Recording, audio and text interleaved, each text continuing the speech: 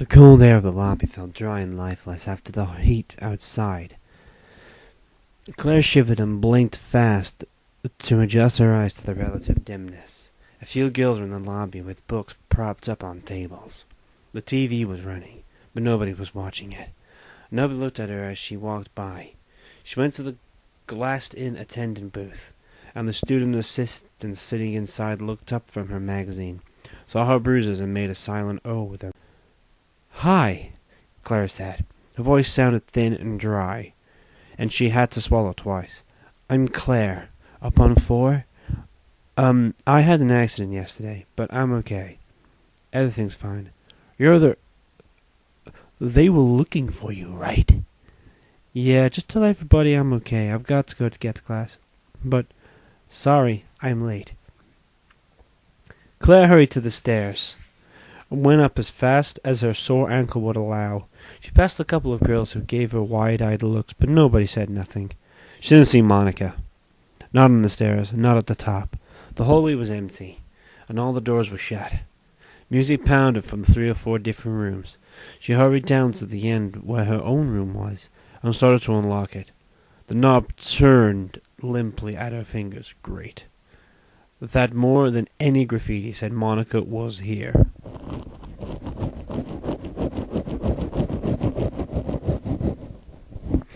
Sure enough, the room was a wreck. What wasn't broken was dumped in piles. Books were defaced, which really hurt. Her meager clothes had been dragged out of the closet and scattered over the floor.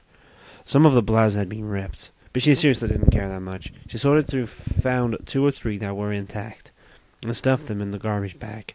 One pair of sweatpants was fine, and she added that too.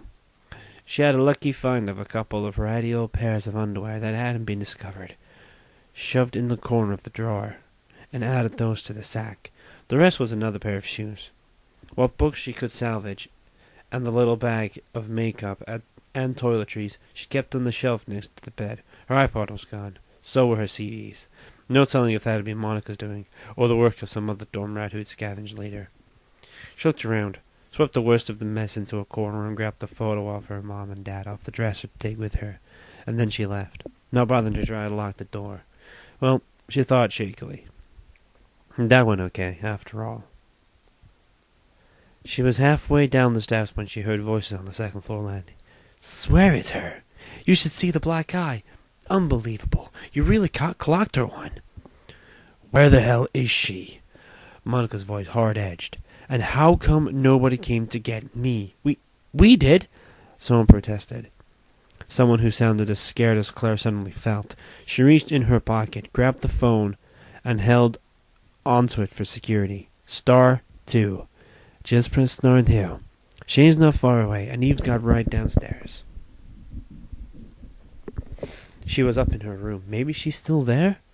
Crap. There was nobody in the dorm she could trust. Not now.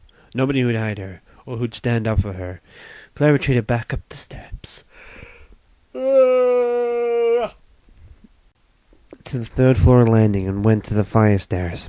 Flung open the door and hurried down the concrete steps as fast as she dared, ducking to avoid the glass window at the 2nd-floor exit.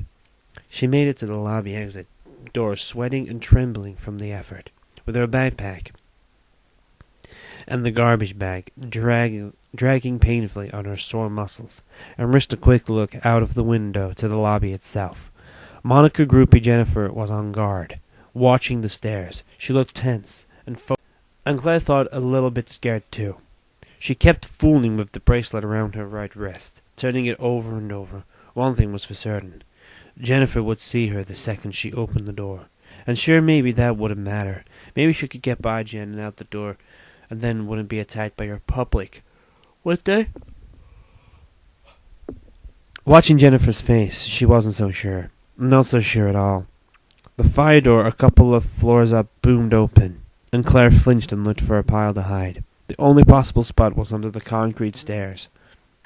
There was some kind of storage closet crammed under there, but when she tried the knob it was locked, and she didn't have Monica's lock-smashing superpowers. And she didn't have time anyway. There were footsteps coming down. Either she could hope the person didn't look back in the corner, or she could make a break for the door once again. Claire touched the phone in her pocket. One phone call away. It's okay. And once again she left the phone where it was, took a deep breath, and waited. It wasn't Monica. It was Kim Valdez, a freshman like Claire, a band geek, which put her only a tiny step higher than Claire's status as resident of nature. Kim kept to herself, and she didn't seem to be all that afraid of Monica or her girls. Kim didn't seem afraid of much. Not friendly, though, just solitary. Kim looked back at her, blinked once or twice, then stopped before putting her hand on the door to exit. "Hey," she said, pushed back the door. The hood. She pushed back the hood of her knit shirt, revealing short, shiny black hair. "They're looking for you." "Yeah, I know." Kim was holding her instrument case. Claire wasn't exactly clear on which instrument it was, but it was big and bulky, in a stuffed black case. Kim set it down. "Monica do that?" She gestured at Claire's bruises. Claire nodded wordlessly. "I always knew she was a bitch." "So you need to get out of here?" Claire nodded again and swallowed hard. "Will you help me?" "Nope." Kim flashed her a sudden vivid grin. "Not officially. Wouldn't be too smart." They had it worked out in a matter of frantic seconds. Claire zipped up the shirt, pulled the hood down around her face, and held the instrument case by the handle. "Higher," Kim advised. "Tilt it so it covers your face. Yeah, like that. Keep your head down. What about my bags?" "I'll wait a couple of minutes, then come out with them. Wait outside and don't go nowhere with my cello. I mean it. I'll kick your ass. I won't." She swore. Kim opened the door for her, and she took a gasping breath and barged out, head down, trying to look like she was late for a rehearsal.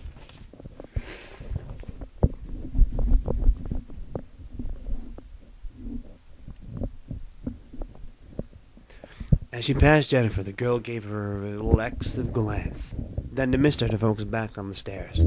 Claire felt a hot rush of adrenaline that felt like it might set her face on fire, and resisted the urge to run the rest of the way for the door. It seemed to take forever, her crossing the lobby to the glass doors. She was swinging the door open when she heard Monica say, "That freak couldn't get out of here. Check the basement. Maybe she went down the trash chute like her stupid laundry." "But I don't want to go down there," Jen repeated with protest says. She would, though. Claire suppressed a wild grin, mostly because it still hurt too much to do that, and made it out of the dorm. The sunlight felt amazing. It felt like safety. Claire took a deep breath of hot afternoon air and walked around the corner to wait for Kim. The heat was brutal. Out against the sun-baked walls, suffocating, she squinted against the sun and saw the distant glitter of Eve's car, parked all the way at the back. Even hotter in there, she guessed, and wondered if Eve had gotten out of that goth-required leather coat yet. And just as she was thinking that, she saw a shadow fall across hers from behind, and half turned, but it was too late. Something soft and dark muffled her vision and clogged her mouth and nose, and pressure around her head yanked her off balance.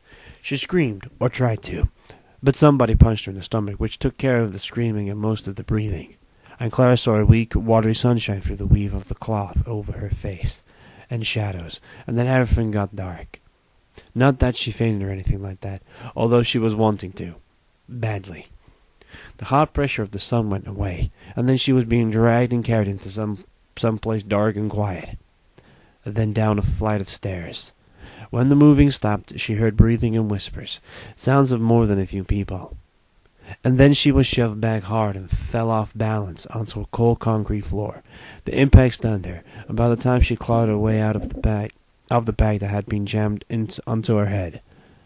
A black backpack, apparently. She found there was a whole circle of girls standing around her.